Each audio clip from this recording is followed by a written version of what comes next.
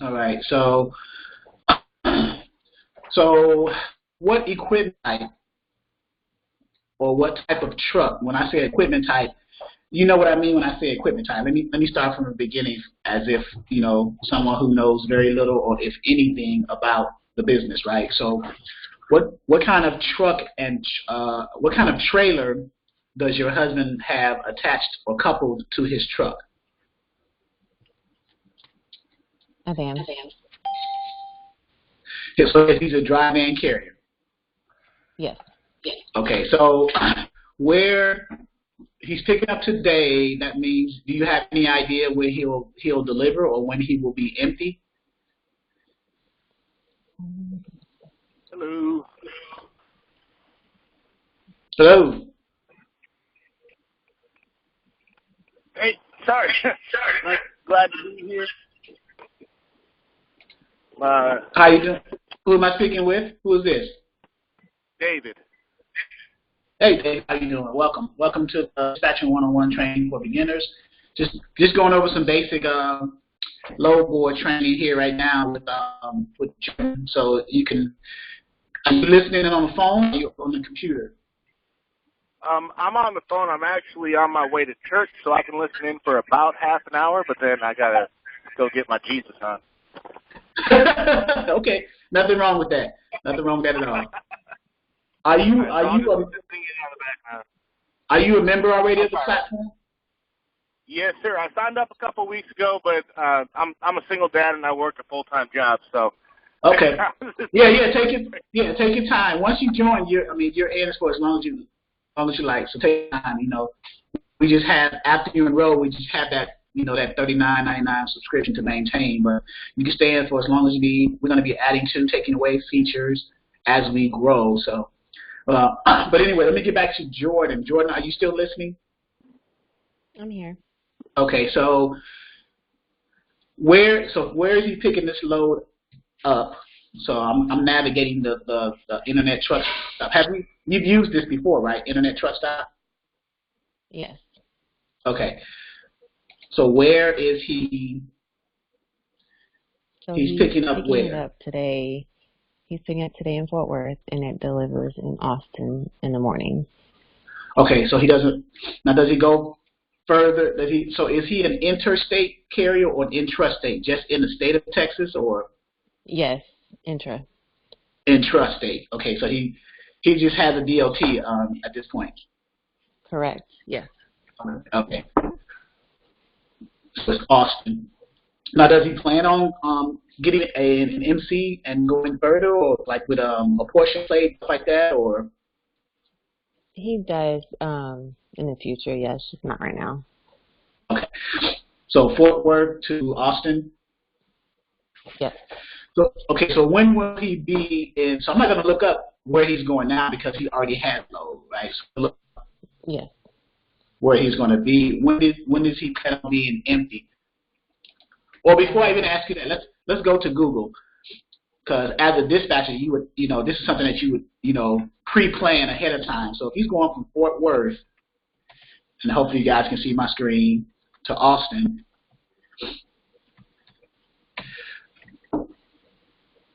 So that's a little under. Okay, so that's basically a day trip. So he can pick up A and be empty Monday, and then look for his next load either later Monday or Tuesday, right? So that'll be our search point. So we'll say Austin, Texas, and you guys live in DFW? Yes. Okay. And does he plan on going back to DFW, or he wants to just go anywhere in the state of Texas? He wants to go back to Dallas. So he wants to go back and forth. Correct. Okay, so let's say Austin back to Dallas. And since that's such a short distance, I would recommend, and I'm sure you guys have already been thinking about this, finding a consistent shipper or consistent company to just run with back and forth, just get with that company as opposed to jumping on the load board. Yeah, instead of jumping on the load board, if you can find a company, a dedicated run, you'll ask them, as you book loads with the brokers, you'll ask them, well, hey, how often does this load, go here? Going down your line haul from Austin, or from Fort Worth down to Austin. You'll ask them that, and they'll say, well, we do it daily. We have daily because it's such a short distance, 200 miles, 189 miles. So you get that one locked in, then your next one is when you get to the receiver, you try to do the same thing. Well, how often you got what's going back? Or you may have to roll that backhaul load back to your money load that's coming out of Fort Worth. That way you have somewhat of a consistent lane, but not truly dedicated. Truly dedicated to me is if you got a line haul as well as a back haul coming back. That's dedicated because you always know where you're going. Right. You always know where you're going. You always know where you're going, and you always know you're coming back. So it's back and forth, back and forth. That truck stays loaded, as opposed to wondering on the load board every now and then whether you're going to find something. You may have to sit for a day. You may have to drive a certain amount of deadhead. I don't know how much deadhead he's willing to drive in order to pick up his next load. Is it 50 miles? Is it 100 miles? So those are, as a dispatcher, those are things that you have to consider also for your carriers, for your drivers. Now you're a husband and wife team, but if you had other carriers outside of your immediate family, you have to take some of that stuff into consideration too when you get carriers on your drivers. Right, and that's the plan. Yeah. So what we do is we tell you guys, get the dispatcher agreement and get the carriers, get a copy of their profiles with them telling you how they want to run. I'm a carrier. Say you talking to me, and I say, okay, yeah, send me a dispatch agreement, and you say, well, I'm going to send a profile. I need you to fill out with you telling me how you want to run. You only want 40,000 pounds of weight. You want to get no less than $2 a mile for a load.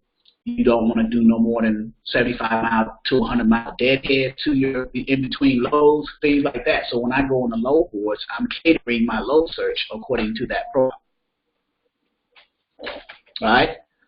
Okay. So he's a man. And let's just say, let's just say tomorrow or Tuesday, just to be safe, in case he doesn't find anything tomorrow. So that's a small run. So there's 7 there. So I don't know what the rate was for what what he had going down, but that's not bad. It's a little under for that short distance for this first one. Do you know how to calculate your cents per mile? Yes. Okay. So, and then what is your husband for his dry man? What's his low number that he can't go no lower than, like $2 a mile, $1.75 a mile? What is his? He would like to not go below 220. 220. Okay. So this load here, he's currently going to pick up today. That was within that low ball number, that 20. So if I were you guys, try to get another load with them once he gets back, because if he found one, I would stick with that. Now, is that a broker deal or is that a direct shipper load that he's going to pick up? It's with Uber. Okay, so it's a broker load. Okay. So then the person that is through the app. He must have went through the app on his phone. Yes. The freight. Yeah. Okay. So he just booked it right there, found something went down. So maybe Uber Freight or the apps can find something coming back up for his dry van. Or there's some good power only loads too. He can drop his trailer and pick somebody else's trailer up. They'll pay you just as much, if not more, and you don't have to worry about the wear and tear on your trailer. You're picking up somebody's loaded trailer, taking it to a location, and then picking up an empty trailer. Now, the only thing with that is you got to have a certain amount of trailer interchange insurance coverage in addition to your normal cargo and liability. And that's just a simple phone call to your insurance agent saying, hey, I want to add trailer interchange insurance, extra $25, $50 a month for anywhere between a $40,000 to a $75,000 coverage. So Right. Yeah, because he does a lot of the power loads, so he has that added on. okay, so he has it. So he does loadouts and towaways. Yes. Okay, so with I'm still trying to grasp the difference thoroughly. I think the loadouts, you can take an empty trailer, you take it from A to B, and in between that, you can load it with your own load. They'll pay you. They'll pay you to take their empty trailers. So let's say, for your example, from Austin, Texas to Dallas, we need an empty trailer back to our yard. In the meantime, you could put anything in there you want, as long as you get it back by this certain date. So let's say that in a week's time you need that trailer, then from Monday through Friday you can have loads all over the place and then bring them their empty trailer on Friday. Does that sound about right? Yes. Exactly. Okay. So that's the loadouts, and then the towaways. Well, I think that's the towaways. I'm sorry. And then the loadouts is the other way. You got a loaded trailer already, and then you just let me see the background real quick.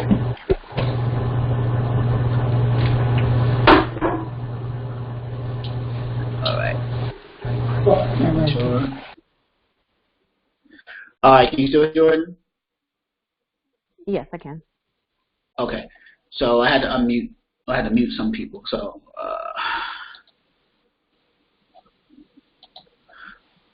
the key with you guys is just finding the consistent load. Since he's going such a short distance, he should be able to meet that $2.25 minimum rate that you said, Jordan. 220, yeah. Okay, so so that means he's not going no more than what, 200, 300 miles. Right. Yeah. For now. Okay, so if we say let's just do the cap 300, so he wants to bring at least $600, about $700 one way. So now you just got to find. I would and you're in a good area as far as a lot of shippers. So let me see if I can.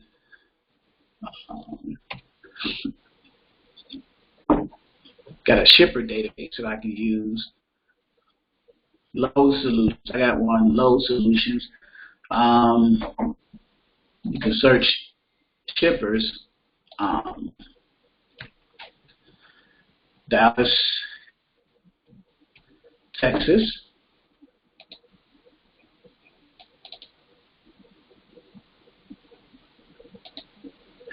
And we'll say within a 100-mile radius of Dallas, Texas.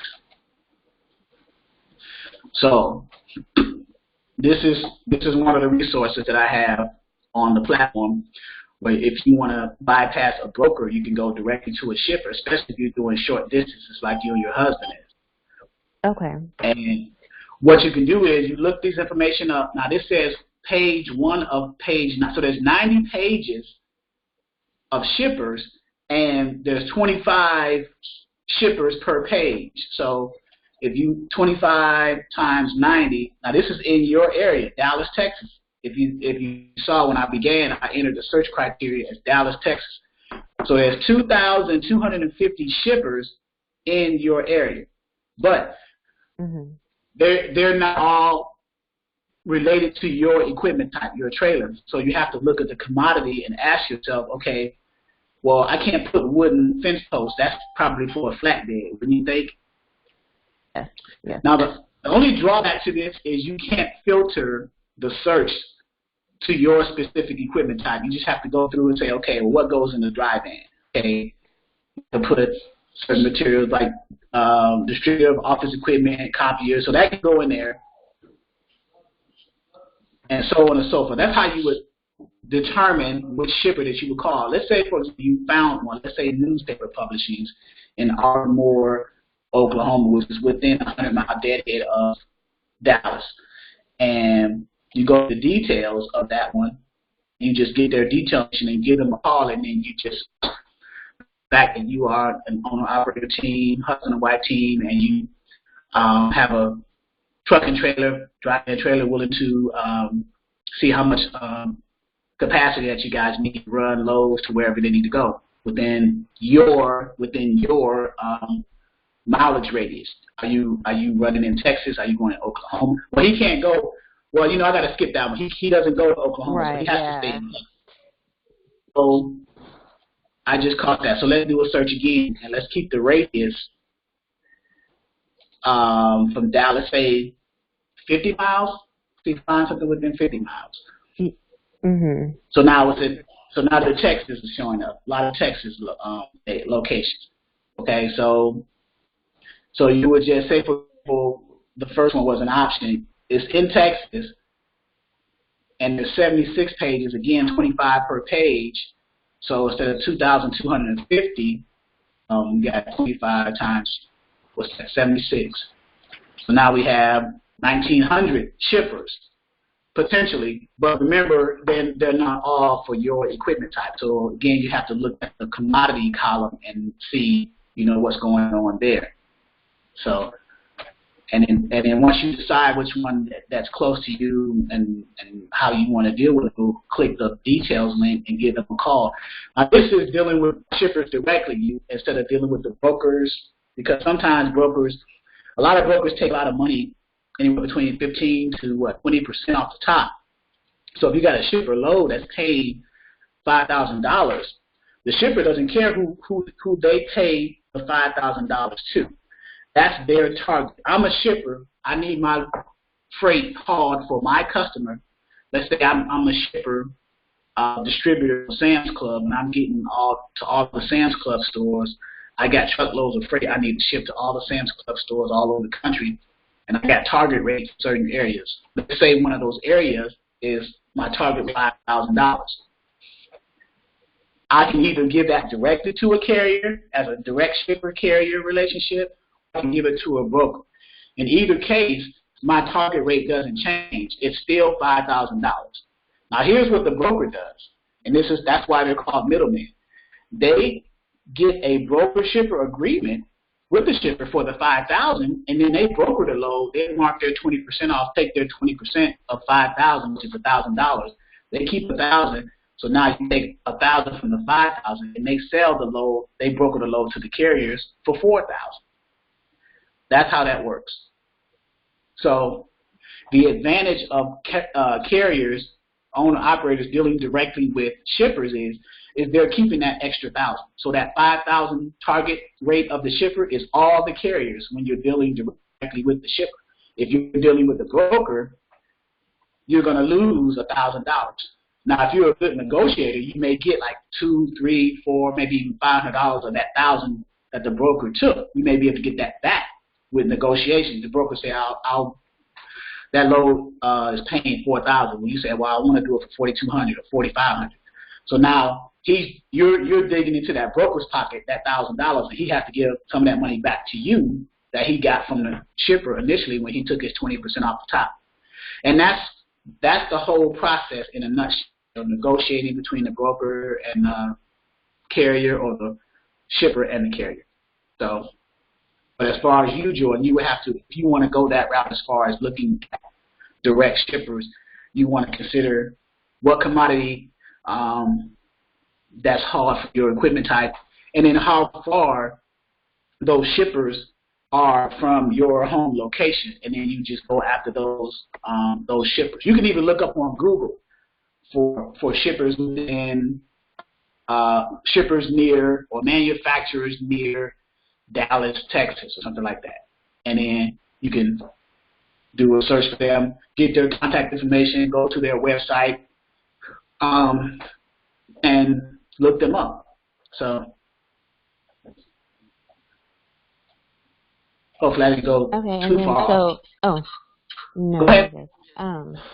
So to have access to the website you just showed me, is that on your platform?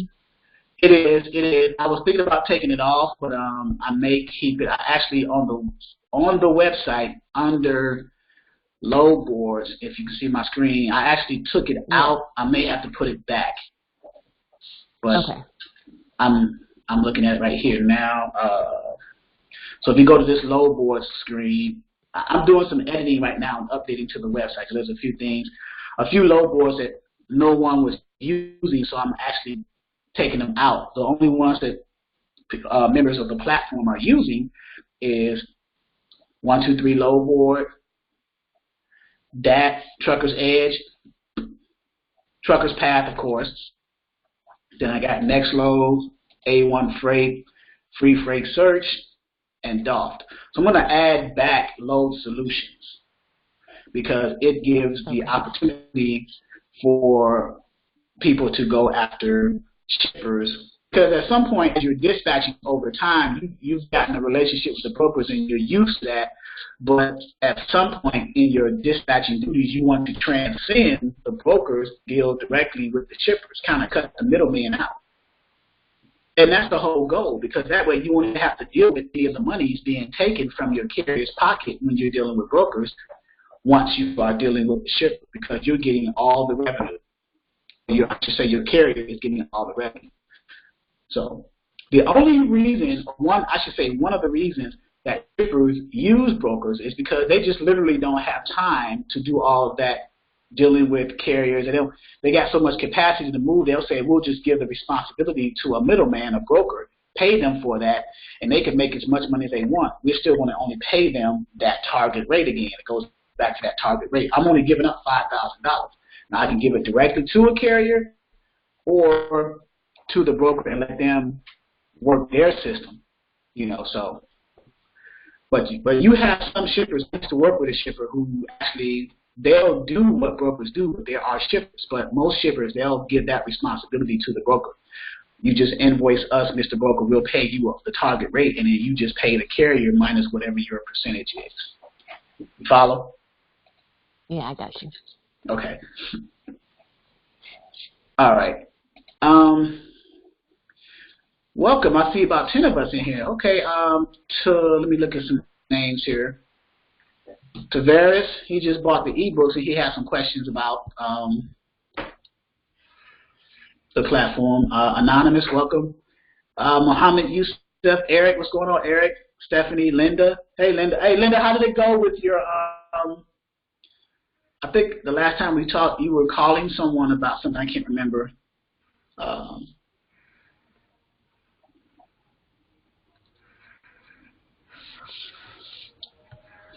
And Tavares.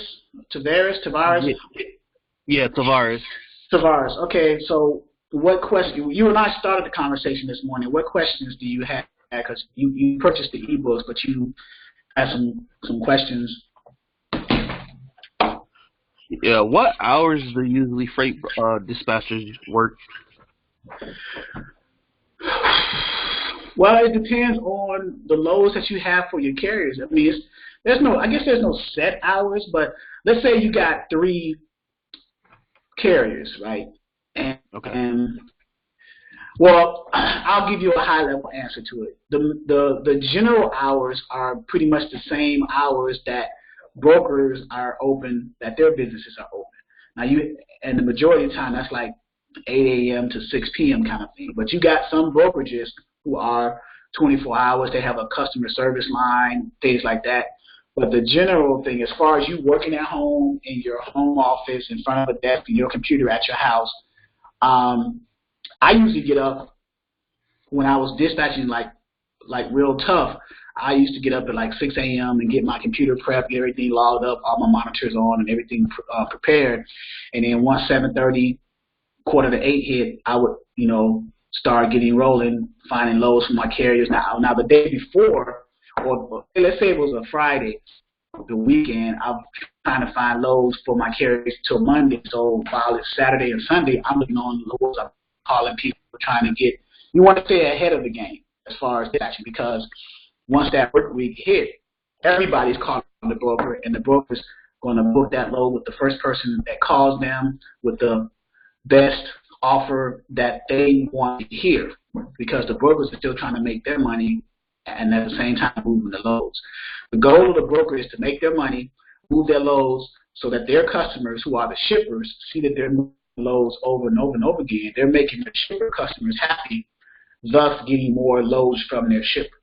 So if you, as a dispatcher representing your carrier, can do that with the broker, keep those loads moving with them, then that broker, sometimes you don't have to worry about calling the broker. The broker will either call or email you, say, hey, Tavares, you got any trucks in Dallas, or you got any trucks in Houston, or you got any trucks in Charlotte?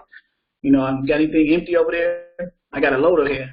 So stuff like that. Okay. But it varies. It varies. It depends on how much, like when you first get started with it, it depends on how much dedication you want to have put into it. Especially starting fresh, when you start something fresh, you're really highly motivated because you want to be successful. So you're putting in the time. Just like you start any business, if you're your own boss, you put in the most hours because this is your thing, this is your company. And then you get to a point where you get to that plateau where everything levels off and you start doing things, you start getting used to how things run. So now you can kind of give yourself a little wiggle room. But when you're first starting off, you want to put as much time into it as you possibly can, within reason, of course. Right. That makes sense. Yeah. Anonymous says, hey, thanks for having me. Was very interested in dedicated lanes, so this has been one that'll have to go now, though. Have a great. Okay, Anonymous just saying it. They had to go. Okay. So for those who are like beginners, right? Very beginners as far as the terminology and understanding what a truck is, what an equipment type is, things like this. The process of dispatching is the same, right? You get a carrier under a dispatcher agreement. You find a load for that carrier, you book that load either through the shipper or the broker, and then you invoice the carrier for your percentage. That's the high-level process or workflow of it in a nutshell.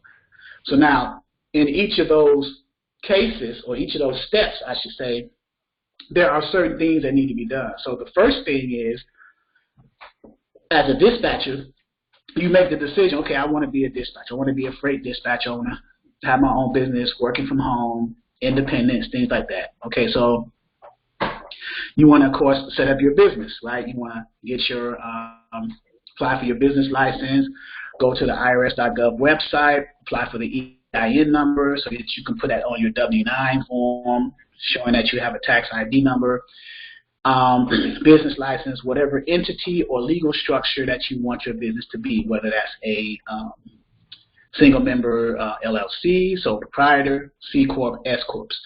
Whichever entity that you decide, that's your decision based off of certain factors, whether it's whatever state you're in, how you want your structure to be set up for a tax purpose. Those things that I recommend to get with a tax advisor, tax attorney, or an accountant, stuff like that, to decide how you want to structure your business entity. So now once you get past that, and you don't have to have it set up to start dispatching. You can start dispatching while you're setting up your business, while you're getting your EIN and stuff like that. You can get a carrier under a dispatch agreement and start booking loads for them while you're setting up I've done it. So while you're setting up your business, getting all that set up, you can still dispatch. Okay, so just in case that question would have came out. So that's the business setup side. Then the next thing, of course, is how do I get a carrier under a dispatcher agreement? First of all, what is this dispatch agreement you're talking about? What is this profile you're talking about? So a dispatcher agreement is the actual, I guess, for lack of a better word, the contract that you and the owner, operator, truck driver, or the carrier agree to. So it basically says that, I'm the carrier. I agree to let you be my dispatcher, help me find loads, manage that stuff as far as the paperwork, as far as the setup packets, the broker carrier agreement, the rate confirmation, things like that, and keeping track of that stuff. I agree to let you do that then for a certain percentage. So we have a question here. Let's see. What is the best time to call carriers, in the morning or afternoon? you want to base it on time zone. Like Monday through Friday, when I used to call a lot, I used to call around, and I'll give you the logic why. I used to call around, let's say 6 a.m. to about 8 a.m. Eastern Standard Time, or whatever standard time zone that you're in, whatever your time zone is, 6 to 8 a.m. And in the afternoons, I would call them Monday through Friday again. Monday through Friday, I would call around 4 to about 7:30 or 6:30. So here's why 6 to 8 a.m. in the morning. Carriers is usually getting up. They're warming their trucks up. They're either at a truck stop getting ready to go out to deliver a load that they're already under, or they're up on load boards or calling people, shippers or brokers, looking for a load. So they're up and at them, right? 6 to 8 a.m. In the afternoons, around 4 to 7 or 4 to 6, carriers are usually either trying to find a truck stop or a place to park their trucks in order to do their reset, their 10-hour reset for the day. So once they park, they're sitting there idle, either going to get something to eat at the truck stop, going to take a shower, going to get maybe some supplies for the trucks and things like that. So they are available there too. So that's a good time to call. Anytime in between that still may be a good time, but likely not, because they're either driving at a loading dock in a shipper or receiver window, talking to the people in there, trying to either get information about a load, so they can't really get to their phone. And then of course you definitely don't want to call them while they're driving. You know, even though they got the headsets on, it's still not a good idea for them to answer the phone, because now the focus is not on the road. So, and then on the weekends, I try to call anytime after 12 noon, whatever time zone that you're in. So Pacific, Mountain, Central, and Eastern. Whatever time 12 noon is for you may be different than someone else in a different time zone. So like I'm on the East Coast, so 12 noon for me is 9 a.m.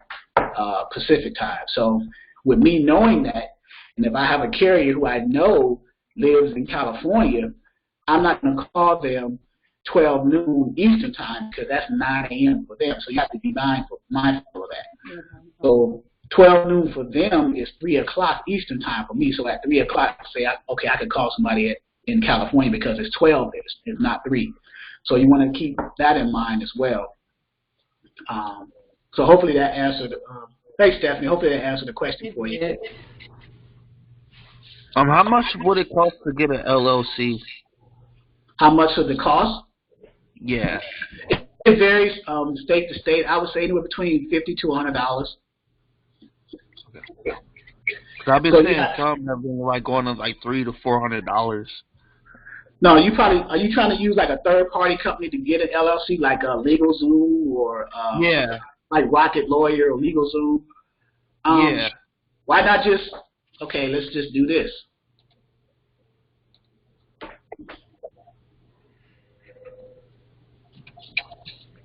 What state are you in?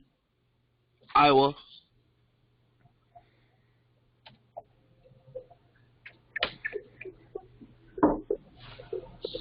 There you go. Click that. So it has, let's see what LegalZoom offers you. So LegalZoom, $79 plus filing fee. So I said $50 to $100 for filing fees, probably couldn't be that much, but I'll send you a link to this right now. All I did was Googled how to get LLC in whatever state that you're in. So Google will be your best friend from time to time. And you said you also need a business license? Yeah, because because of independent dispatcher, you're gonna need a business license eventually, because of tax purposes and things like that, because you want to account for the revenue that you make and put yourself in a certain tax bracket, and you get to save taxes too. Depending on the type of business that you have, you can write a lot of things off. So depending on your entity type, how you set that structure up, you can write a lot of things off. I'm reading a book now. It's called Tax-Free Wealth. talks about different tax strategies for certain types of businesses and what you can and cannot write off in such a way that it lowers your taxable income to well below whatever tax bracket you were in such a way that you might not even have to pay taxes on certain things. And you could write off, like if you have a loss in a particular year, you can transfer that loss for that year and transfer it to the next year's taxes to help offset some of the gains that you made for the following year. So there's different things. It's just all about financial education. But that book, again, is called Tax-Free Wealth. It's by a gentleman by the name of Tom Wheelwright. He's part of the, I'm a real big proponent of Robert Kiyosaki, Rich Dad, Poor Dad. So I do a lot of reading with that. So. And then where do you go to get the business license? Is that on the same page as the LLC? It can be, or you could just go to your local, whatever city you're in, whatever municipality, county, however it does in your area, like in Iowa, for example, to your city centers down there, Chamber of Commerce, and apply for a business license. Of course, you want to have your name already conceptualized in your head when you go down there. Also, too, they have registers where you can look at for business names that is in your area, and if you find a name that's similar to the name that you're thinking of for your business in your area, then you can't use it because it's already taken. So. Okay. But yeah. So LLC, business license, and then going after the carriers, right? So getting carriers under a dispatcher agreement. So what is a dispatch agreement? What does that look like according to this training? If you were to enroll in this training, then this is our main website, but Dispatcher 101 area is where you guys will be focusing at. And so under here, Dispatcher 101, down at Forms and Documents, you click that link, and basically it takes you to the page where all the beginning level forms and documents, which are in PDF format, that you will need to either have an understanding about or know what they look like. So when you come across them all the time, you'll be able to decipher and help you get along with booking loads. So we have the dispatch agreement, profile sheet. This load details cheat sheet deals with load boards. When you're on a load board and you're looking at a load, sometimes the broker doesn't put all the details of the load, so it's a little ambiguous and you don't know a lot of things. So when you call that broker, there are certain questions that you can ask them in order to fill in the blanks of what they didn't put on the load board. So sometimes they don't put the weight of the load. They don't put any special instructions, you know, depending on the equipment type. There are certain things that you may need for that load. Like if it's a flatbed load, you may need tarps, or you may need dunnage, pipe stakes, things like that. If it's a reefer load, you may need it pre-cooled to a certain temperature. Sometimes brokers don't put that on the load boards as far as details. So this is a cheat sheet to ask those types of questions.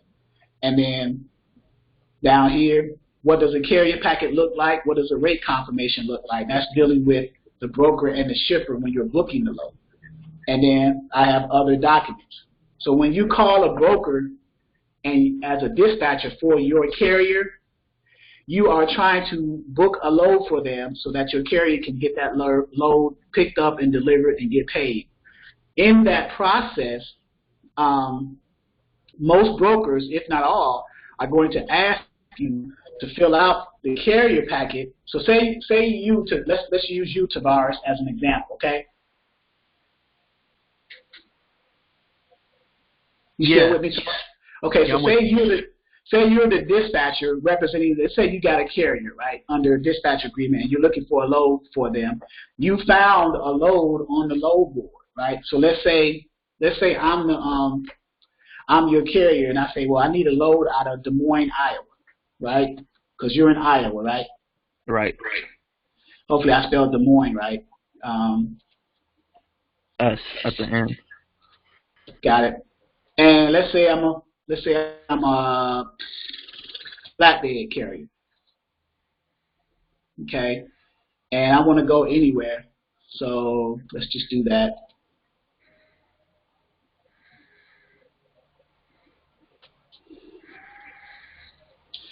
Now, what you're looking at, Tavares, if you don't know already, is this is a load board.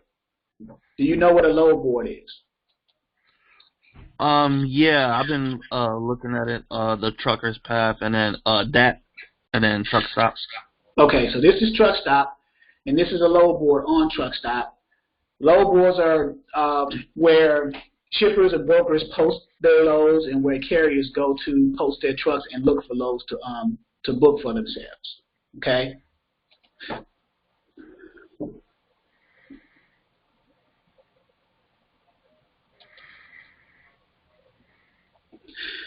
So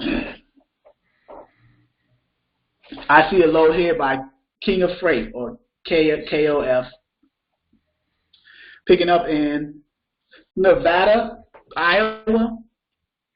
That's a small city that's 31 miles from Des Moines, and it's going to Calipatria, California, which is 1,759 miles.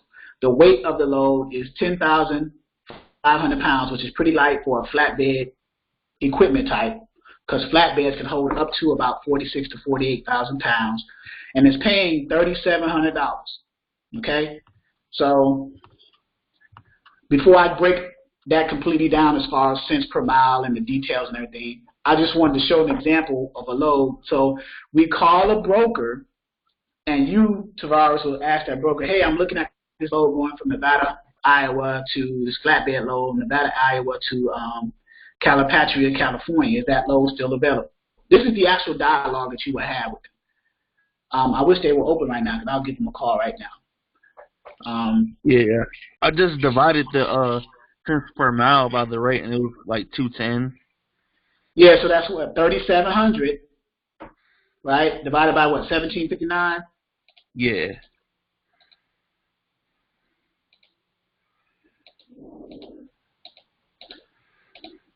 $210. Now, is it a good idea? Now you're getting your dispatch percentage of that load is whatever percentage you charge, which is 5 to 10% of the gross amount of the load, which is the 3,700. So if you charge 10% for that load, how much are you getting as a dispatcher? $370. There you go. Now, that's what the carrier, that's what you will invoice the carrier, that's what you'll pay them. Now, you got to keep in mind, though, the carrier still has one of the major expenses they have, even though they're getting paid $3,700, they have to factor in fuel, right? So they're not getting, they got to cover their fuel for that, right? So let's say fuel is 6 miles a gallon, okay? And it's going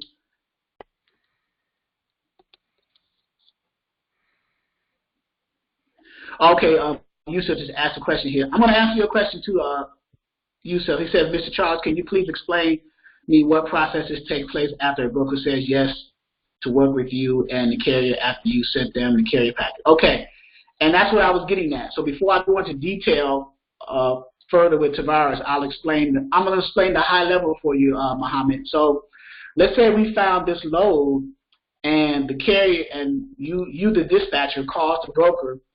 And the broker says, well, you're the dispatcher.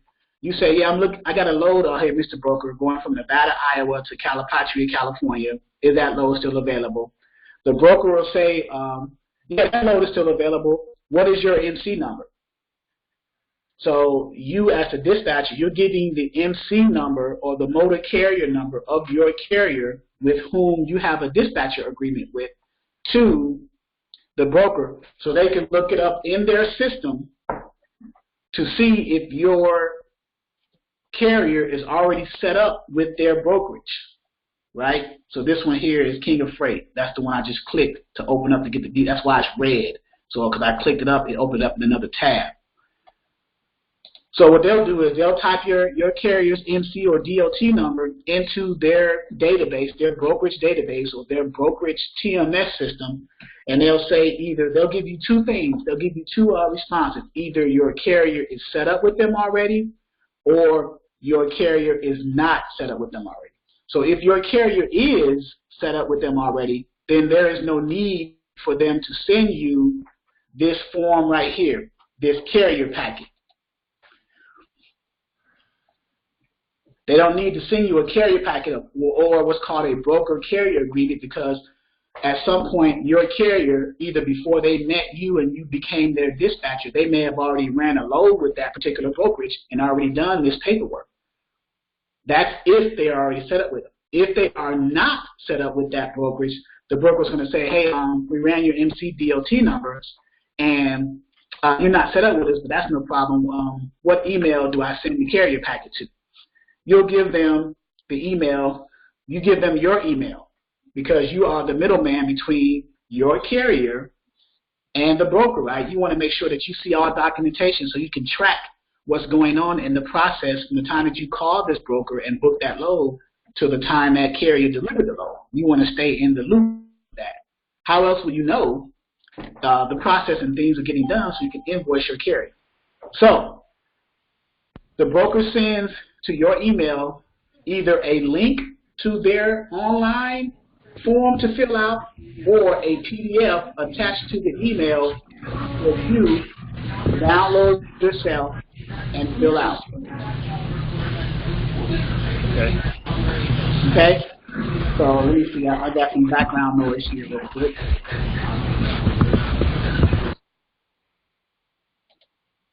All right. So once you fill that out, so you're going over. So now we're at the stage of the broker carrier agreement and the carrier packet. They're the same thing. And whenever you hear a broker say, "I'm going to send you the carrier packet," the carrier setup packet, that's what this is. All it is an agreement between the broker and the carrier to get set up with that brokerage to book that load as well as other loads going forward. Once you or your carrier fills out a carrier or broker agreement for a specific brokerage, they only have to do that one time for that broker. They don't have to do a broker carrier agreement for the same broker for different loads. You only need one broker carrier agreement per brokerage. The only time that you need to change something, or you may need to update a carrier broker agreement in case your carrier's insurance may have lapsed or any changes that you need to update. But you only need one broker carrier agreement per brokerage. Does that make sense? Yeah. Okay. Are you following me so far? Yeah, I'm following you. Okay. So now the broker carrier agreement is filled out by you. Now, according to the dispatcher agreement, in my dispatch agreement template that I recommend for those of you who are students on this platform, my agreement has a clause in there that has the carrier giving you permission to fill out the agreement for them. So let's go to that real quick before we move forward. So under dispatch agreement and profile, okay? So dispatch agreement profile. So dispatch agreement, here's a template of my dispatcher agreement. And if you have a logo for your dispatching company, when you start your business, you have a logo, you can put it there or you don't have to. Your information, dispatcher name, your phone number, your email, and your website if you have one. The more information like that you have, the more professional it makes your company look.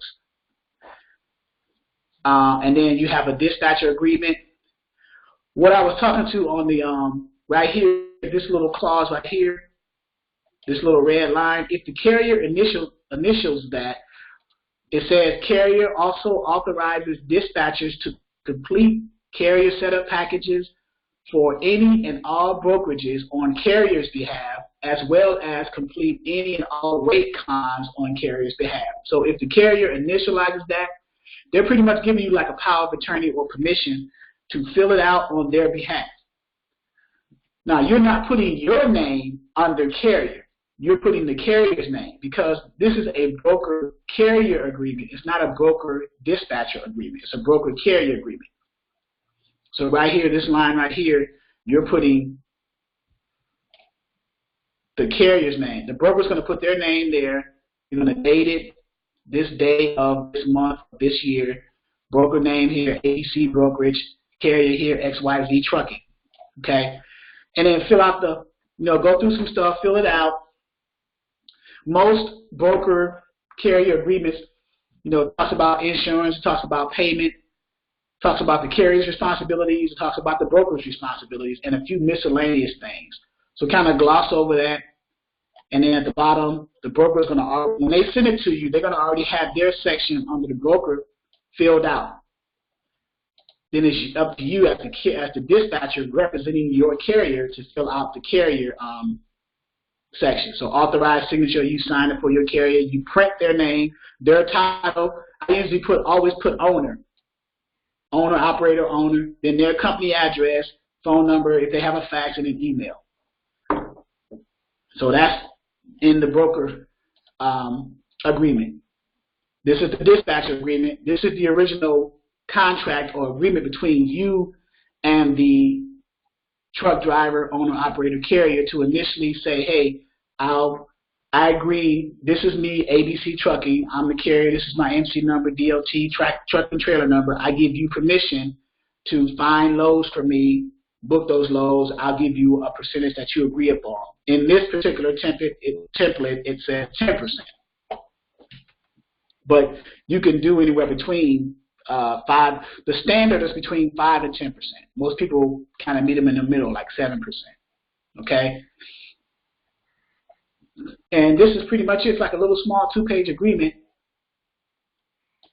And then the profile sheet is a 1-page. The profile is basically the carrier fills this out, and they're just telling you, they're giving you their name, ABC Trucking, 123 Main Street, anywhere USA, and they're telling you how they want to run. In this case, and this, again, this is just a template. You can add to and take away from the profile as you see fit for your company.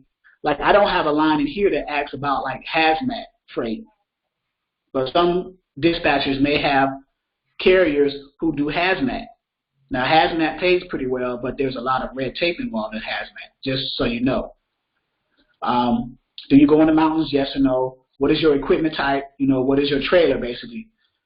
So the equipment type, what determines the type of equipment is the type of trailer the truck driver is hauling. Everyone has the tractor or the truck that attaches to the trailer, whether it's international or Peterbilt, whatever the type of tractor. But the type of trailer makes the tractor and the trailer makes up what's called the equipment type. So if you have a flatbed equipment type, that means you have a tractor with a flatbed trailer. If you have a reefer equipment type, that means you have a tractor attached to a reefer trailer. What is a reefer trailer? A reefer trailer is like a dry van trailer, except it has what's called a temperature control unit, or a TCU, on the front of the trailer, which keeps the freight or whatever being hauled inside the trailer, the commodity, it keeps it pre-cooled to a certain temperature. And then, of course, you have dry van. Dry van is just dry general freight. And the two lengths that I usually deal with is 48 to 53 foot. Okay, so Stephanie just asked a question. She said, what is the strategy to use when going to the truck stops? I went to the truck stops to get out my information. I didn't have a strategy or plan. Well, number one is they have management there, and if they have some of the truck stops that I've gone to, they have management teams there. So get their permission. They have bulletin boards, post your flyers, and then ask for permission to pass out business cards and flyers to the carriers. There was one truck stop in Franklin, Virginia. What is that? It's either a Flying J's or a Pilot. He offered to pay I bought a carrier lunch to sit down and conversate to him. I said, I just want to ask you something. I don't even want to be your dispatcher. I just want to get some feedback. And so I bought him like that particular, I think it was a Pilot. It has a Popeye's chicken, I think it is. No, a Bojangles inside of it. So I bought him a little, like, 2-piece meal. We sat down and have a conversation about half an hour. And you learn a lot when you sit down and talk to the carriers. You like the number one reason that they hate brokers is, well, not hate, but dislike brokers is because of the money. The brokers are taking too much money. They're not passing the savings back on to the carrier.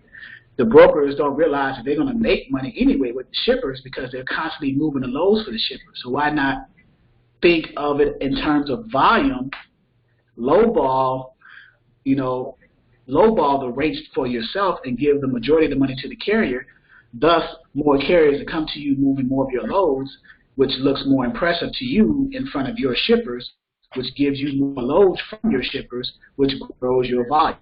Brokers do not think of that in that mentality. Brokers just try to go after, they see a $5,000 load, a target load from a shipper, and they'll want to take $2,000 and then sell it for $3,000 to the carrier, which is crazy in my opinion. So, but as far as the strategy though, Stephanie, strike up conversations, get permission from the management if you can pass out cards and flyers. If there is not management there, strike up a conversation, pass out cards, let them know who you are, what you can do for them. Because most carriers, they're going to ask you, the number one question they're going to ask you is, what is it that you can do that's different than all these other millions of dispatchers out here? So as an independent freight dispatcher, the main thing for you is to ask yourself, how can I answer that question honestly? What can I do different than all the other dispatchers? If you can do that, then you basically just sold yourself. If you can answer that question, what can you do? So, because I used to be a carrier, I used to drive trucks. So, what can you do different for me that all the other dispatchers who are coming at me cannot? So keep that in mind.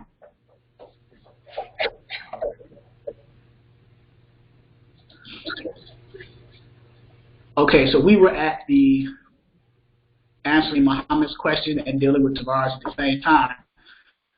So you fill out the broker-carrier agreement for the broker for a particular load that you found. In our case, it was going from Nevada, Iowa to Calipatria, if I'm pronouncing that correctly, California. So you fill that out. The broker's going to say, okay, by the way,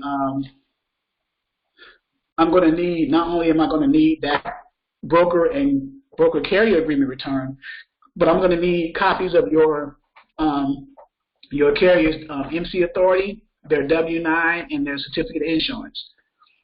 So these three, sometimes four, the NOA form if they have a factory company, but these three forms, the MC authority letter, the W-9, and certificate of insurance, those three are asked for by brokers and shippers all the time from you for your carrier. So it would make sense for the dispatcher, the independent dispatcher, from a business perspective, when you sign up a carrier under a dispatch agreement, send them the dispatch agreement and profile, and then ask them in the email or over the phone, hey, once you send that dispatch agreement and profile back, can you send me copies of your W-9, your MC authority letter, and your certificate of insurance? And they know exactly what you're talking about because when they book loads, they have to submit that to brokers anyway. So why would you, as a dispatcher, get these forms from your carrier up front? Well, the number one reason is you want to always have those forms available, so as you're booking loads over and over again, you have access to the forms. You don't have to chase down your carrier who may be under a load of time, maybe sleep, maybe at the receiver trying to, solve a problem, or maybe unavailable for whatever reason. If you have them in your own database, in your own filing system on your computer, when you're filling out the broker carrier agreement for a specific load, all you have to do is return this and the other documents to the broker. They're going to receive that information, and then they can go ahead and process and book that load faster, as opposed to having to wait for you to get a hold of your carrier, because that could take however long, which runs the risk of that load getting booked by someone else.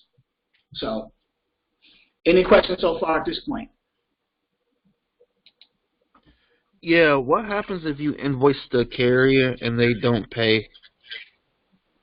I've had that happen twice. I no longer deal with them. Number one, depending on the amount like it was a small amount. Like I did a $500 load, so 10% of that is $50. There's no point in wasting time and court costs and things to take them to small claims courts.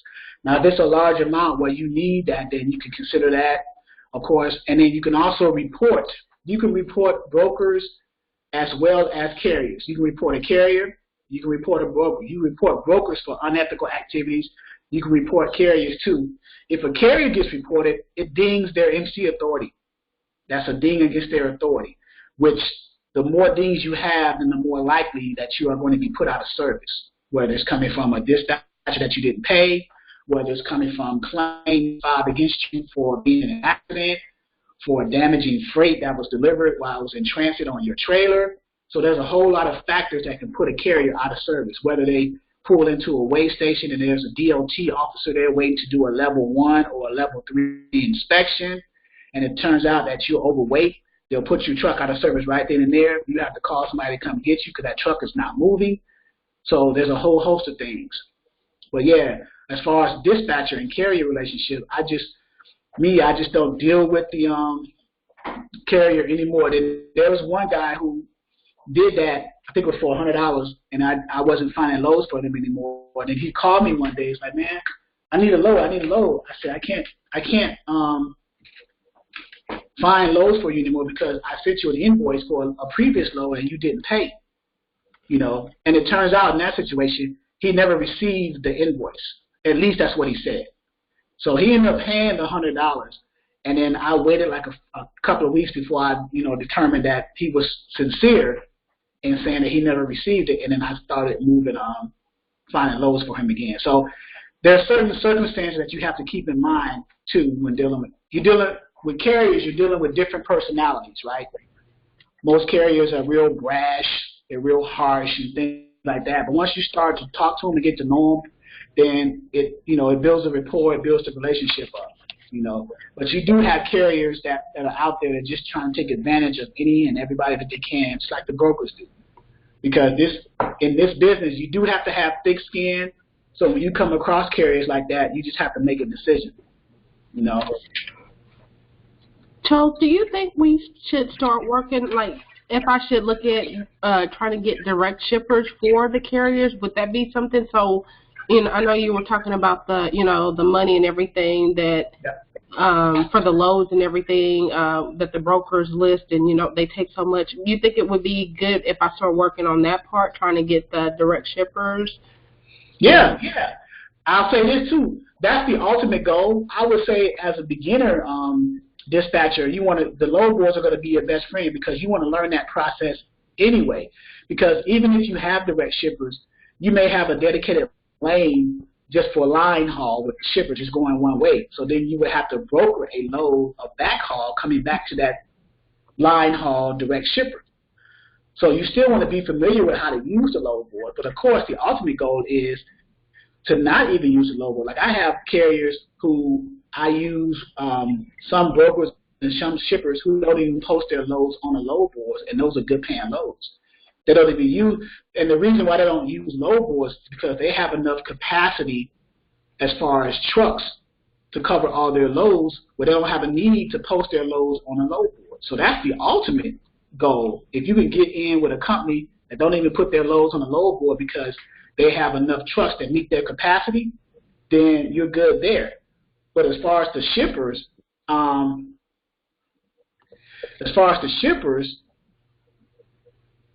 most shippers are going to deal with direct carriers. The more assets you have, like if you are dispatching for a trucking company who has, like, let's say they have 10 assets or 10 trucks, you're going to look more attractive to a direct shipper than someone who's a dispatcher for someone with 1 or 2 trucks. Don't you think? Because the more trucks you have, the more you can cover the capacity of that shipper, right? So if I'm a shipper, I'd rather deal with the company that has 10 carriers first. Now, I still may deal with the company that has 3, but I'm going to deal with the company that has 10 because I got 15 loads I got to get out today. So who am I going to look to first? The company with 10 trucks or the company with 3? Right? Exactly. So I'll get the company with 10. I'll say, you cover 10 of my 15 loads. Now I got 5 loads left. Okay, here's a company with 3. I'll go ahead and put you on too. So now I only got 10 loads to deal with.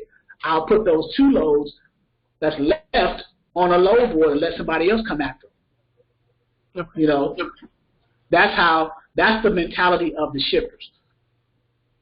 They're thinking about, because the shippers, if you're a distributor, a manufacturer shipper, a distributor shipper, even a raw material shipper, you have customers too. Like say I'm a potato a farmer.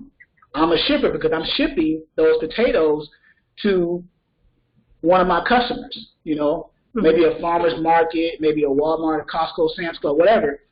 But I got 30 loads spread all over the country. I got to get out within 2 weeks' time. So the more trucks I can get at one time out, the better, as opposed to dealing with one carrier here, one carrier there, one carrier there, you know. So, but yeah, to answer your initial question, yes, it'll be good to eventually go after direct shippers, you know. And I spoke to a guy today. He was talking about oversized loads.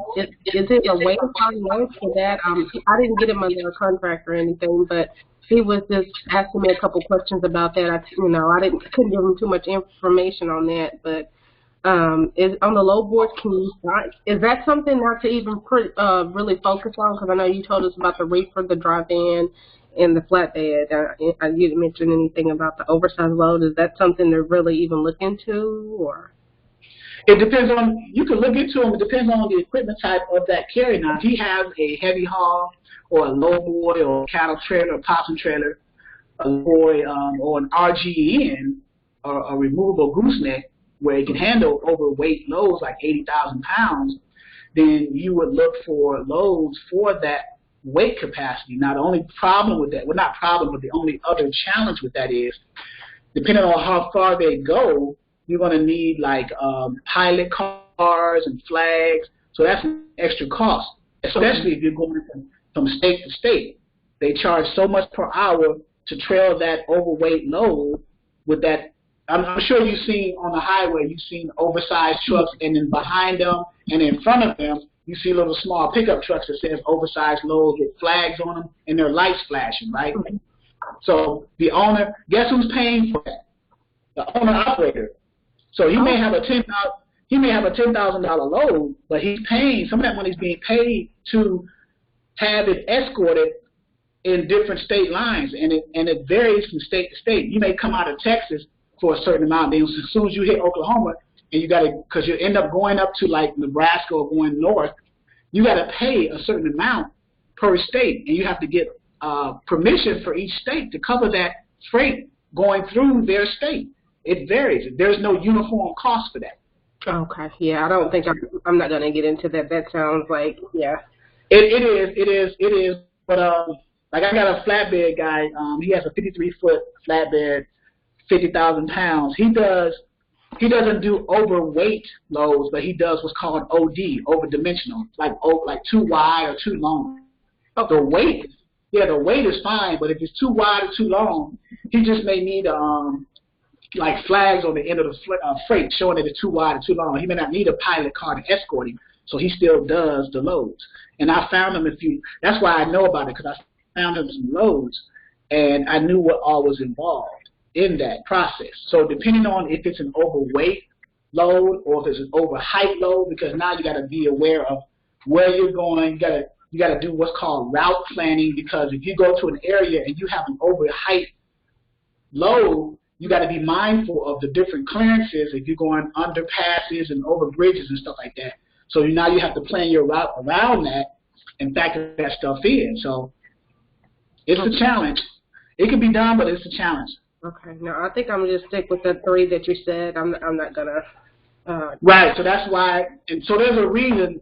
So most of the time I don't go into a lot of detail as to why the reasons are why they are. But there's a reason why I say for beginner dispatchers to start off with 53-foot dry vans, 53-foot reefers, and 48 to 53-foot flatbeds, is because those are the ones that are out here the most. They're most prevalent on the roads, and those are the ones that are being posted on load boards the most, and you can make the most money from starting out. So that's the main reason, but there are other reasons, but that's the main reasons. Okay. They're easy to find and they're easy to book. So now who is this? Who was that? Linda? This Stephanie. Stephanie, okay. All right. So let's see, Tavares is still with us? Yep. Okay. So in that explanation of the broker-carrier agreement, you fill it out, you send that back to the broker along with copies of your carrier's MC authority letter. This is what an MC authority letter looks like. And all it is the MC authority letter is the form that the FMCSA and the DOT has given your carrier with a unique MC number and DOT number, giving them the authority to move freight, whether intrastate or interstate, depending on how they apply. And therefore, as far as the MC authority for carriers, the most basic one is what's called a common carrier. You have four major ones. You have common carrier MC authority, you have contracted carrier MC authority, you have passenger carrier MC authorities, and then you have what's called HHG, household goods. So what are the difference? The HHG are the household goods. Those are the moving companies, like Covan and Atlas, these big, huge moving companies that's moving furniture for like military families all over the country. That's an example. Passengers are like limousines, taxi drivers, charter buses, things like that. Those are passenger authorities. Contracted carriers, you're specifically contracted for a certain company. And then the common carrier is what you guys are going to see or deal with the most, because those are the regular owner-operators out here on the roads today who are moving all over the country. So this is one of the forms that you send back along with your broker carrier agreement to the broker. The other form is the W-9. You should be able to recognize what the W-9 is, because when you sign up for your business and get an EIN number, this is the form that you're going to put your information in as well. So you're going to put your name, your doing business or DBA name in on line 2. Box number 3, where you check the entity type or the legal structure for federal classification of your business, whether it's going to be a single member sole proprietor, LLC, or C Corp, S Corp, depending on how you structure your business. Lines 5 and 6 is your residence, your brick and mortar place where you live, city, state, and zip. And then part 1 is when you receive your EIN number back from the IRS.gov, then you put that under the employee identification number. That's what EIN stands for. Never associate your real Social Security number with your business. Always put your EIN number associated with your business, right? That's just good business practice. And then, of course, you just sign and date, and that's a W-9. So this is what the carrier does, because the carrier, the owner operator, the truck driver, they are a business. So that's another form that's needed. So you have the MC authority, the W-9, and then the certificate of insurance. So every carrier is required to have at least cargo and liability. They may have physical damage. They may have trailer interchange, depending on if they're power only or if they just added that coverage in case they wanted to drop their trailer and make some extra money on the side as a power only. But the two ones that I see a lot of are cargo, which is $100,000 minimum, and liability, which is $750,000 minimum, but most brokers require a minimum of $1 million. So why not just add that extra $250,000 to the policy and bump that liability up from $750,000 to $1 million? Because when you go to brokerages and they see $750,000, but they require a minimum, now you have to waste that time calling your insurance agent, say, hey, can you bump that policy up to $1 million from $750,000? So now you're sending back the MC authority, W-9, certificate of insurance, along with your broker agreement, Mr. or Mrs. Dispatcher, back to the broker. They're going to receive that information. They're going to process it in their TMS system, their transportation management software. Then they're going to run all that by their compliance team to make sure that the information that your carrier sent them is in compliance with running loads for their brokerage. That's usually about a half-hour process. They'll call you or email you saying, hey, everything's good. We're going to send you over what's called the rate confirmation now for that specific load. And in this example, what we were talking about, the load that Tavares and I were talking about, was the Nevada, Iowa to Calipatria, California. So I'm the broker. I call back Tavares and say, hey, man, yeah, your carrier's been approved on our brokerage. Let me send the rate confirmation to you, to your email. Go ahead and sign that. Send it back to me so we can get this load booked. So the load is not booked officially until you or your carrier signs the rate confirmation for that load and send it back to the broker. The load is not booked when you fill out the broker-carrier agreement and send all that stuff in with the W-9, the MC authority, and the certificate of insurance to get processed and set up with that broker. The load is not booked. It's just all that information is just to set you up or your carrier up with that broker. Well, once the load confirmation or the rate confirmation gets signed and sent back to the broker, now that specific load is booked.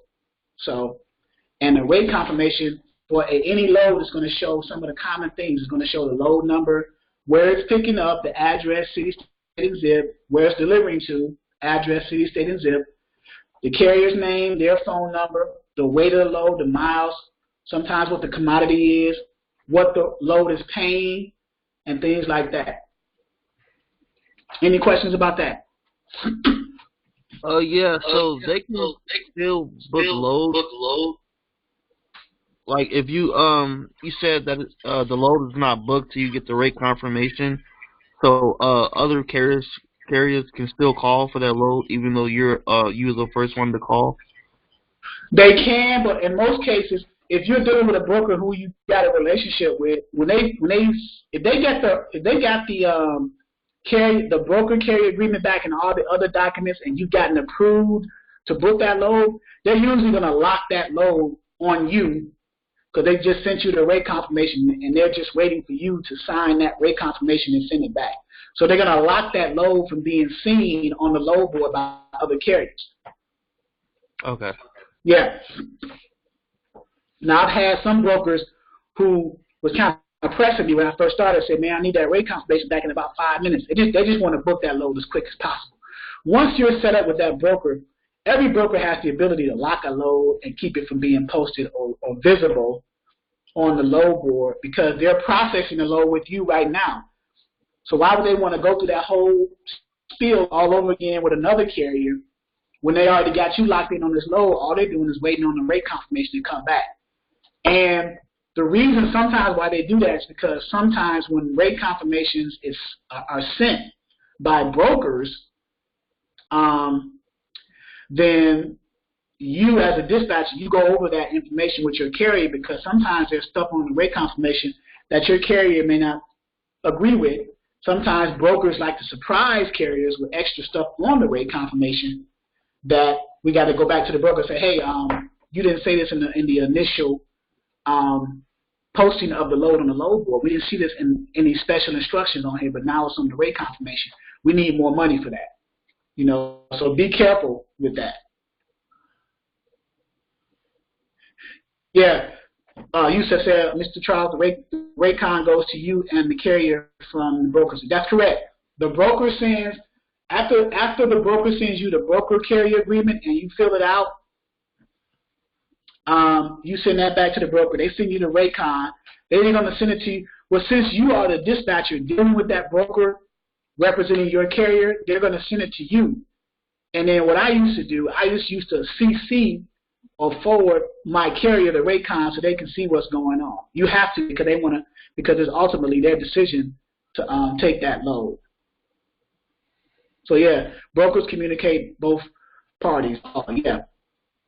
But if they're dealing, you're the dispatcher, or you could say the carrier manager, because they don't like to hear the word dispatcher sometimes, the brokers don't. But you're the carrier manager, you're the manager for this carrier. Just a word play. you're the carrier manager. So since they sent the broker carrier packet to your email, they're going to send the rate confirmation to your email as well. And then you just CC your carrier's email so they can get a copy of the rate con, because they're going to need a copy of it anyway, because they're the ones picking up the load. So they need to know the address, where it's picking up and where it's delivering to, and things like that. And that's the process. Go ahead. Oh, sorry about that. Why don't they like the word dispatch? Well, I don't want to say they don't have to work with dispatchers, but some brokers, I don't know why I don't know, over time they've developed problems with dispatchers for whatever reason. Dispatchers, the word dispatcher has left a bad taste in some brokerages' mouths. Now these are not a lot of the bigger brokerages, because they can care less. They're booking loads in volume, so they don't care if a chimpanzee booked the load. They really don't care. It's sometimes these smaller companies who are just getting started with their brokerages, and they just want to make sure that they're doing it right in their eyes. So I usually say dispatch. I'm a dispatcher for the company. I don't say I'm an independent dispatcher. I'm a dispatcher for the company, or I'm the freight manager or the fleet manager. So it makes it sound like it's more, like a bigger thing, than what it really is. It's just wordplay. Nothing really to worry about. It's just wordplay.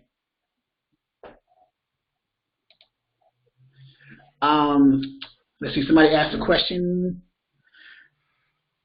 Mr. Charles, can a carrier manager sign the rate comp if given approval and authority from? Yes. That's the whole point of the dispatcher. This right here, when you first get a carrier under a dispatcher agreement, and the carrier says, yes, you are my dispatcher, you're booking loads for me for whatever percentage that we agree upon. This template here, for example, is 10%.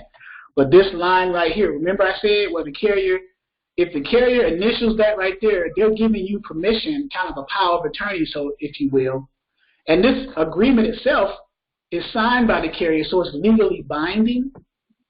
But this just adds an extra layer to that, where the carrier is specifically saying, carrier also authorizes dispatcher to complete carrier setup packages and all brokerages on carrier's behalf, as well as any and all rate cons on carrier's behalf. So that right there just answered your question right there. So yes, the carrier signs, and now when I say, you're not signing your name, you're not signing the dispatcher's name on the broker packet, the carrier packet, or the rate con. You're signing the carrier's name, because the carrier is the one who has the agreement between the broker and themselves. You are just the intermediary, the middleman between that broker and your carrier. So you're basically doing all the administrative tasks involved, the paperwork, and then, of course, finding the loads and booking those loads. So you're making the carrier's job a little bit easier by doing all that, and they can focus mainly on driving. So, do you recommend a PDF filler, or just print it out and then fill it by hand?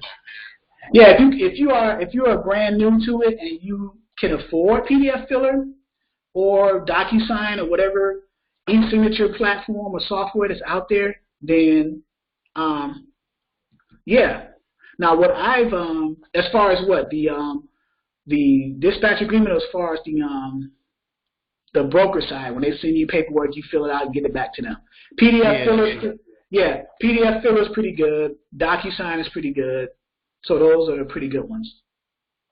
And most brokerages are what I like to call catching up to the 21st century, and you doing a lot of their stuff online.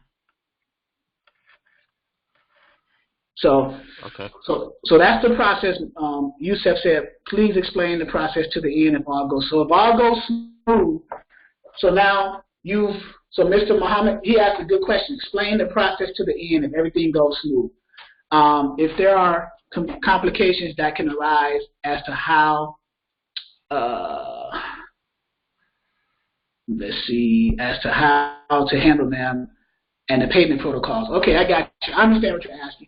Okay, so you got your carrier under a dispatch agreement. You found the load. You've actually booked the load by filling out the carrier packet returning that carrier packet along with the W-9, MC authority, and certificate of insurance. The broker sent you the Raycon. You and your carrier agreed to the numbers and the special instructions on the Raycon. Everything was a go. You signed that for your carrier, sent that back to the broker. So now you're all set to ready to roll. On the Raycon, it has whoever the driver of that load is, whether it's your carrier or a driver that's under your carrier's company, sale number, so that the broker can do what's called check calls. Every so often, brokers like to call the drivers to keep track of the load from the time they pick it up to the receiver to the midway point of the route and to when they deliver it to the receiver. So from the time they pick it up from the shipper, to the midway point to the receiver. They do what's called check calls. They call, say, how far are you, what's your ETA, things like that. Some brokers call more often than they need to. Others don't call at all. So do they call you or do they call the carrier? They call the dispatcher only if they can't get a hold of the carrier. So they're calling me because they'll call the carrier's cell number that's on the rate confirmation. That's why you see where it says carrier phone number. They'll call that number first because that's the person who's actually hauling the load. So they'll call that number. They can't get a hold of them, then of course they're going to call their dispatcher, which is you, the person who they were communicating with when they were doing the carrier packet and the rate confirmation and all that stuff. So they'll say, hey, where's your carrier at? And I'll say, yeah, I had a case where a broker couldn't get a hold of my carrier, and they called me, and I said, yeah, I just got off the phone with him. That's probably why he didn't answer with you. He's about 20 minutes away. Traffic was a little slower. The reason that they do that is because they want to make sure that if there's any complications, that they can let their customer know of any problems or any discrepancies. They want to let the shipper know, keep them abreast, because the shipper is hounding them about that load, whether you know it or not. Because brokers have customers, and their customers are the shippers. And then the shippers have customers. Their customers are whoever they are delivering to or paying us to deliver for them too. So if I'm a potato deliverer, I need to deliver something to Walmart or Sam's Club, then I'm the shipper. My customers, Walmart, Sam's Club, they're wondering, okay, where's my stuff at? So they call the shipper. The shipper's calling the broker, okay, where's the freight at? So the broker say, okay, let me call you back. They're going to call the driver that's on the Raycon sale number. They're going to say, where you at? What's your ETA? They can't get a hold of him. They're going to call his dispatch, which is you. Then you just give them some information. You say, okay, let me call you back. I'll call them. I'll call you back in 5 minutes. So there needs to be an open line of communication between you and your carrier, and between either your carrier and the broker or the broker and the dispatcher. If anything happens, and the more experienced carriers know this, if anything happens, the first thing they need to do is either call the dispatcher or the broker. That way everybody knows. You never want to get hit with any surprises. Oh, I got a tire flat, or I'm in DC traffic, I'm stuck on 95, or you always want to get ahead of the game. You never want to find out things last minute from a dispatcher's perspective. So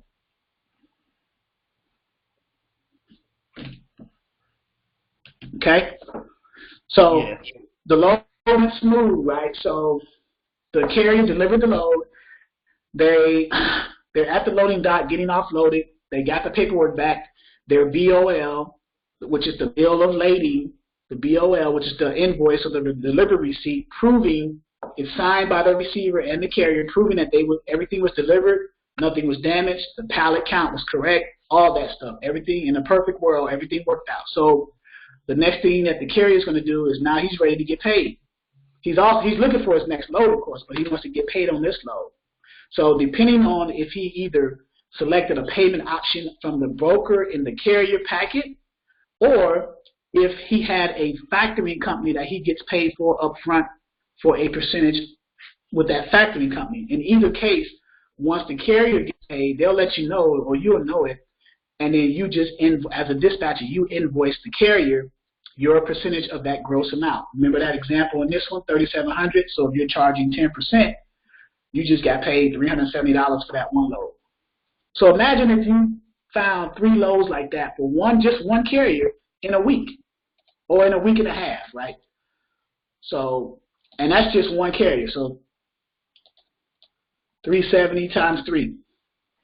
Because you figure, you got to be realistic. 1,759 miles is going to take about 3 days, you would think, to drive, depending on where you're going. You got to deal with mountains and slopes and slowdowns and things like that. You have to factor all that stuff in.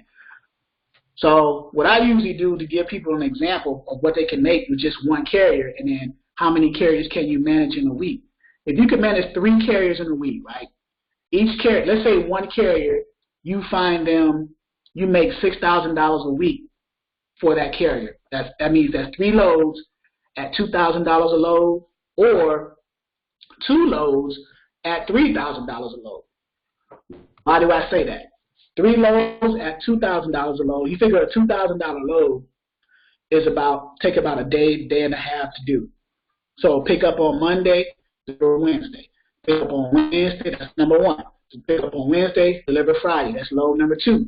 Pick up Friday, deliver the following Monday. That's load number 3. So that's a week's load at $2,000. So that's 3 times 2,000, that's $6,000. Or 2 loads at $3,000. So that's going to take 2.5 to 3 days. So pick up on Monday, 3,000, deliver on Thursday. Pick up on Thursday, deliver the following Monday. So in either case, it still equals $6,000. So if you're making $6,000 a week per carrier, you're getting 10%. That's $600 a week for that one carrier at 3 loads. And then you're doing 3 carriers. So 600 times 3 is $1,800 a week, and you only dispatching for 3 carriers, right? So is that something that can possibly be done? 3 carriers? Now, be mindful though, you have to build to that point, right? And you do it 1 carrier at a time. Say you do 1 carrier, $600 a week at 3 loads. That shouldn't be a problem, right? You just find 3 loads about 2. You can either find them. You can find 2 loads as long as the gross number for that week is $6,000. Now, depending on the equipment type, it can be upwards between $7,000 to $8,000 a week. If it's a reefer, because some equipment types pay more per load than others. Like reefers and flatbeds pay a little bit more than dry van loads, especially if it's the season for that. So keep that in mind too. But I'm just giving you the low-end numbers. $6,000 a week is not hard to do once you learn the process of dispatching is the same thing as how I just explained it to you. The only thing that changes are the carriers on one side and the brokers on the other side. But the process of doing it is the same, always. So how many carriers do you think a beginner has to be comfortable with? 1 at a time. You would pick a particular niche, right, or equipment type that you are more of the 3. You will pick one that you are the most comfortable with, that you can find the loads the easiest with, and then you just duplicate carriers who have the same equipment type of the one that you're good at. So say you're good at dry van loads, so it would make sense if you're always finding good loads for dry van loads, that your next carrier should also be a dry van carrier. If you've mastered the process of finding good paying dry van loads, then why not only have your next carrier be a dry van carrier, but why not also put them in the same lane as the one carrier that you're already finding good loads for? You see what I'm saying? Yeah. So if you got a carrier that's going from, let's say for Jordan's example, going from Dallas, Fort Worth to wherever she's going a week, and they're making $6,000 to $7,000 a week, why not find the same carrier who lives in that area and put them in line with that same broker to book loads in that same lane as your first carrier was in? That's how you dispatch. So now you're building, not only you're building good carrier base for your business, but you're building a good relationship with that broker because you're bringing carriers to them to help them move their loads. And that's the whole point. That's the art of dispatching. That's the whole art. That's the whole concept. And then as you build that expertise in that niche, then at some point you say, okay, I got dry vans. Let me move over to reefer. So let me move over to flatbeds. Let me experiment over here. So you got your well-oiled machine and dry vans going. Let's say you got 3 to 5 carriers that you got a team of sub-dispatchers under you helping you move those loads for the dry vans. So now you can, it's taking care of itself. It's running itself. You can go ahead and now start focusing on reefers, flatbeds, and you start that process all over again. You find a reefer carrier, you find a flatbed carrier, you find brokers for lanes for those equipment types. You start that whole process of booking that load. Again, the process is the same. Remember what I said? The process is the same. It's just the drivers and the brokers that are the ones that are changing. So you just got to put in the work, right? Yeah.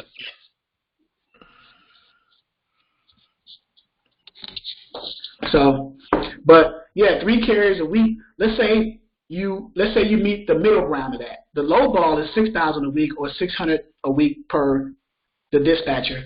You got 3 carriers, that's 1,800 a week. Now let's say you got flatbed or reefer carriers and you're making 8,000 a week, which is possible for reefer and flatbed carriers. Matter of fact, I had one that made 11,000 in 1 week. So, so you're dividing that by what? Your 10%. So that's 800, and say you got 3 of them like that. So if you got 3 reefer carriers or 3 flatbed carriers, now you're making 2,400 a week as a dispatcher. Times 12. No, I'm sorry, times 4. Times 4 weeks in a month. Times 12 months in a year. Now this is gross now. You haven't factored in taxes or anything like that. But can you live on $115,200 a year gross income? Oh yeah, for sure. And then you take 20% of that taxes. Of course, you're gonna, as a business, you're gonna write off about, a lot. So you're gonna write off about $30,000. So you write off $30,000. So that's your taxable income, not the 115, but you're only going to be taxed on 85 of that. So you're saving 30,000 of untaxed money, and then you may be able to write off some more taxes as once you start understanding the tax codes and the business setup and what you can and cannot write off, depending on the type of business you have. But that comes later on down the line. First, learn your profession, and then take advantages of the tax strategies that are out there for you. So. But it's possible. You just got to put in the work. And the basic work is, getting the dispatcher and the carrier under an agreement, start finding the loads. And this platform is just designed to give you the basic tools and resources to get you started. It's not meant for you to be on this platform forever. I'm just giving you the foundation. Now, you can stay on here forever. Once you enroll, you can refer back to us as a resource, as a reference. That's no problem. But I'm saying it's not designed for you to stay. It's not designed for you to stay basic because you want to grow and evolve, right? All right. Eric said, I booked the load last week for my carrier. They drove 140 miles deadhead to pick up the load, only to find out that the shipper could not ship to the receiver because they did not have what they needed. The broker offered TONU of $100. No way. Is this close to the standard for TNU? No, because let's figure out, this is a segue into the fuel cost of any carrier. So let's figure out fuel costs, and you'll know what to charge TONU. So does the broker still get paid for the full amount? So TONU is an acronym. It means truck ordered but not used. So if you book the load for your carrier and you go to pick that load up and then the broker calls and say, oh, by the way, that load's been canceled by the shipper. The broker is supposed to pay. If it's in the broker agreement, then they're supposed to pay, because sometimes it's not in the broker agreement. If it's not in the broker agreement, it's just a loss. But if it is, then there's a certain amount, $250 to $500. But Ed just gave some good information. They drove 140 miles, right? So they drove 140 miles dead ahead to pick the load up, but they only paid them $100 for truck order not used, for not picking up a load. And they're stuck 100 miles from where they were originally. So 6 miles to the gallon. Right now, loads, most trucks get 6 miles to the gallon, right? So if you take, what is that, 100 miles divided by 6 miles to the gallon, that means it's going to take you 16.67 gallons of fuel to go. Well, he said 140, I'm sorry. So it drove 140 deadhead by 6. So that took him 23.33 gallons to drive. So how much is diesel? How much is the average cost of diesel these days, of diesel fuel? Is it $3 something, or what is it?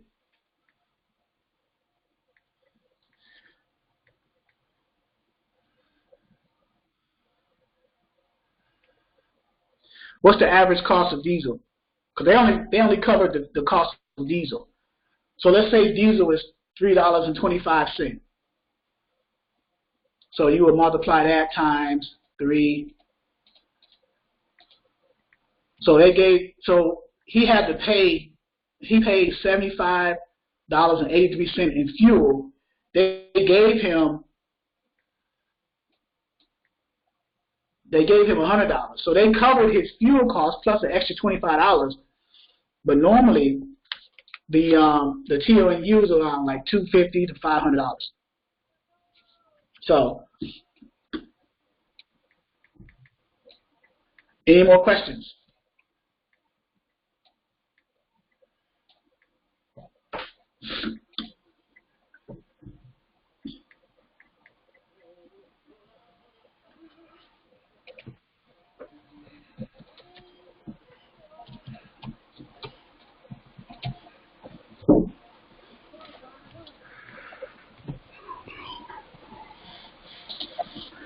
Okay, Eric said, what's the best way to book partial loads for a flatbed or hot shot? I get brokers saying this load pays only $1.25, but you can add another partial. Yeah, and they're right.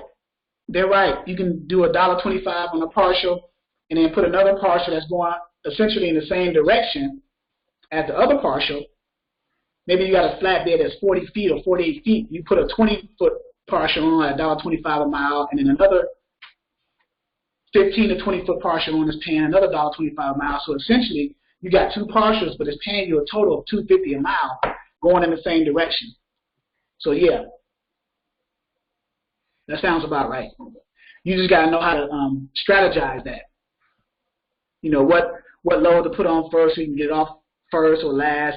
But with flatbeds, it's not that hard because they're going to be loaded and offloaded with forklifts, so they can come around either side of the flatbed and get the freight. So,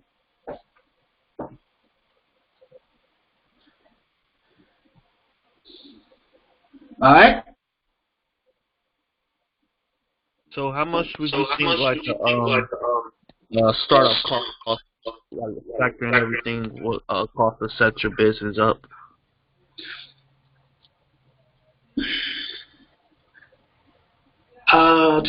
As far as the business license, maybe get some equipment as far as a laptop or a desktop, printer maybe, phone service, internet. High end, I would say 500 to 1,000 maybe, if that. So if you already got a phone, like I use my phone. Everybody knows my phone number, that I get my phone out. I'm in front of a laptop. That's all I need. Now you probably need load board software, but as long as you're on this platform, you'll have access to like about 6 or 7 of them until you're able to, as you progress and slowly fade out of this platform, you have your own load boards to use, or you may not even need a load board because you've gotten direct shippers and relationships with companies who don't even post their loads on the load board. You just position your carriers in front of their freight. So you would need your desktop, laptop, printer, phone line, internet, your business license, EIN number, and a little bit of software. That's it. So now you just do the numbers on that. And then what software do you use? The load board software, whether it's Internet Truck Stop, DAT, maybe some accounting software. Like or maybe QuickBooks? not. Yeah, like QuickBooks, but I don't use QuickBooks right now. I mean, because I don't have that many. I got a few carriers to use it for, but I can use that. I can just use a regular spreadsheet or a filing system.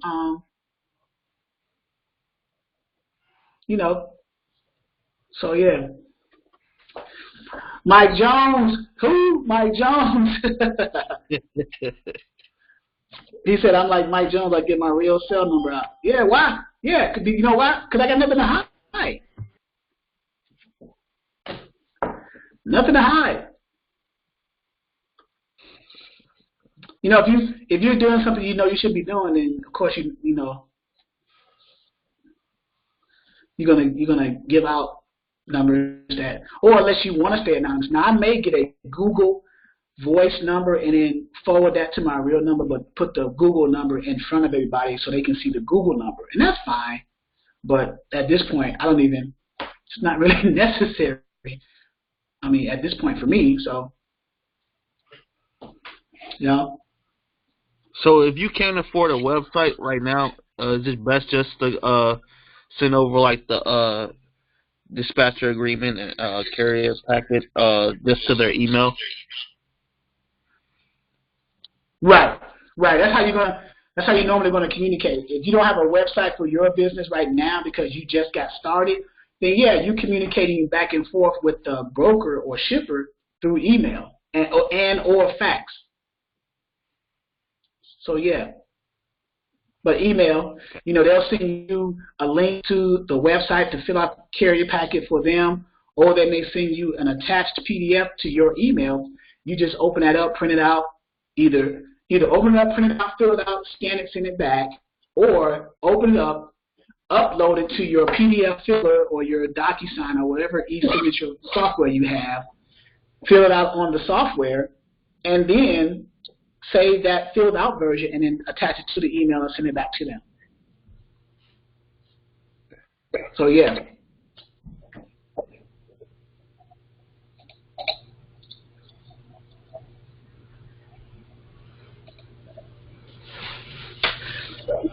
So are you now who is this? This is Tavares, right? Yeah. Okay.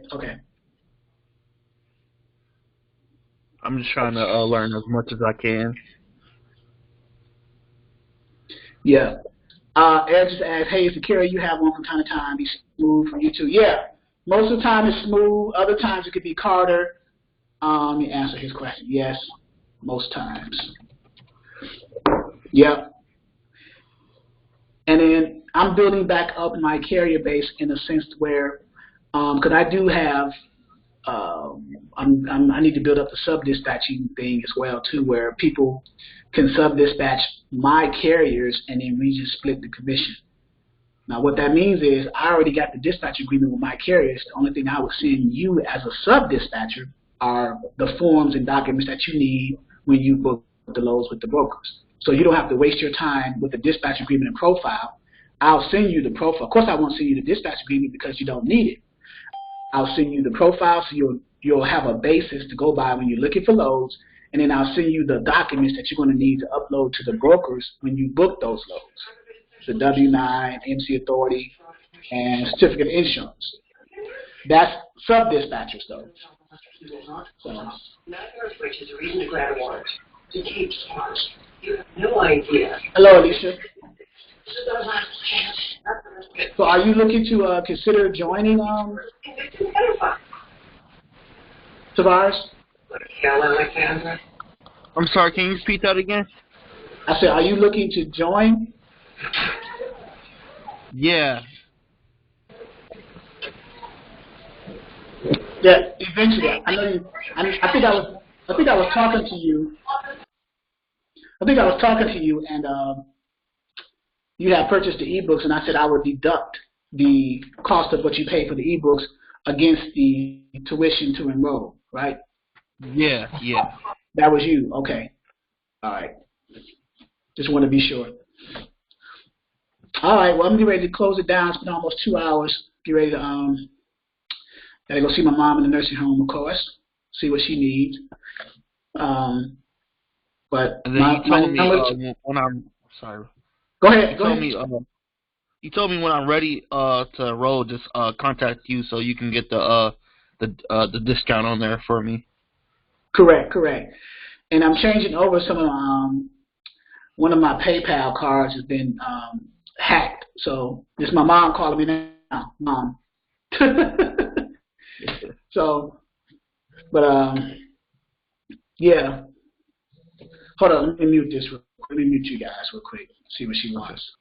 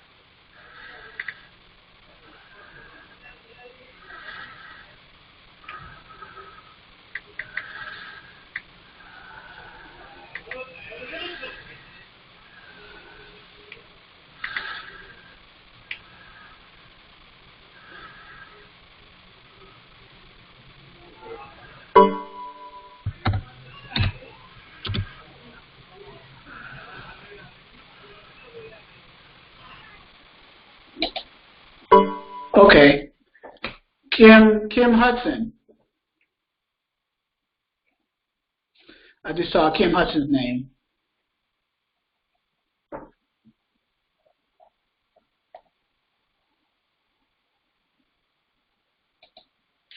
Can you hear me? Can you unmute yourself?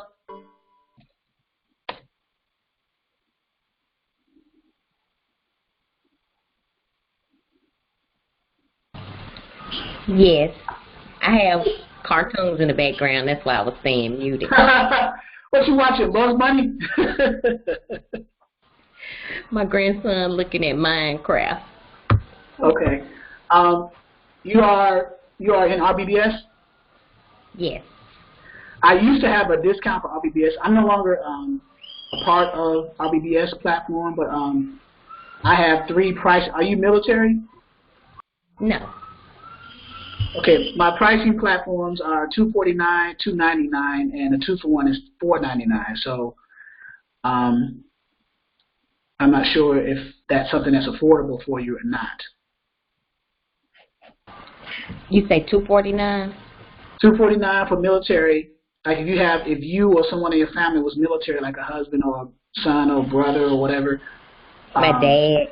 Okay, there you go. $249. Okay, great. And My brother put that out. yeah, so are you not receiving the training that you need over there, or? No, I was just interested in the sub dispatching for Okay. you. Okay. I've been on a hiatus. Okay.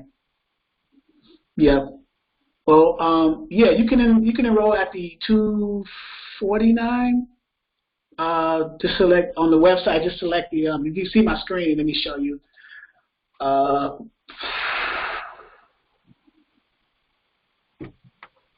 Here, enroll.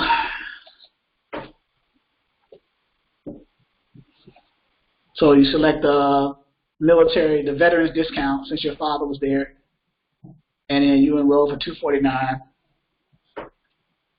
Okay. Okay. All right. All right. Looking forward to some. You got my cell. I put my cell number up there so you guys can have, right? I have it already. Okay. All right. Put it in here again, just in case for those who missed it. And the next live training will be Wednesday evening at 6 p.m. Eastern Standard Time. I know Tavares is in a different area. I think he's Central Time. So, but this is how you get on, Tavares. Okay. All right. All right, guys. Got to go see Mom in the nursing home. Take care of her. So I'll see you Wednesday. All right. Thank you. You're welcome. Thank you. Looking forward.